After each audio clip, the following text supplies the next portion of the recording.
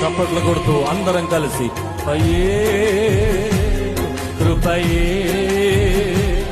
నేనేమై ఉన్నాను నీ కృపయే. చెప్పాలి గట్టిగా స్వరపెట్టి. అవునయ్యా, నేను బ్రతికున్నానంటే అది కేవలం నీ కృపయ్యా. ఎందుకు పనికి రాని నా బ్రతుకులో నీ కృప ఎంత గొప్పది తండ్రి. మేము మహిమపరచబడాలని కార్యక్రమం పెట్టలేదు నైనా.